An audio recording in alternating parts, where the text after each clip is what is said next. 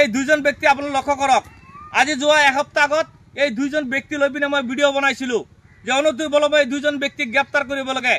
ইতিমধ্যে সুমি আক্তাৰক গ্ৰেপ্তাৰ কৰিছে। মই অসম আৰক্ষীক ধন্যবাদ জ্ঞাপন কৰিছোঁ। আৰু সুমি আক্তাৰে যিটো সামাজিক মাধ্যমত আহি পিনে নিন্দনীয় মন্তব্য কৰিছে, এইটো গৰিহণাযোগ্য মন্তব্য। এনেকুৱা মন্তব্য কেতিয়াও গ্ৰহণযোগ্য নহয়। সুট মাৰণি মিয়া বুলি ক'ম আৰু কি ক'ম মানে মাদাৰ চ'দ মিয়া। এতিয়ালৈকে এইজন ব্যক্তি কিয় গ্ৰেপ্তাৰ হোৱা নাই? এইজন ব্যক্তিয়ে সামাজিক মাধ্যমত আহি পিনে যি ধৰণৰ মিয়া মনক গালি পাৰিছে, তুচ্ছ তাচ্ছিল্যকৈ মন্তব্য কৰিছে, এতিয়ালৈকে কিয় এইজন ব্যক্তিক গ্ৰেপ্তাৰ হোৱা নাই?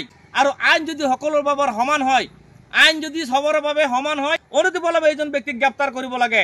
কাৰণ সুমি আক্তাৰে সামাজিক মাধ্যমত বেয়া বাক্য প্ৰয়োগ কৰিছে, আমি তীব্ৰ নিন্দা গৰিহণাযোগ্য বুলি কৈছোঁ। আৰু মই ভিডিঅ' বনাইছোঁ যে অনতিপলমে সুমি আক্তাৰক গ্ৰেপ্তাৰ কৰিব লাগে।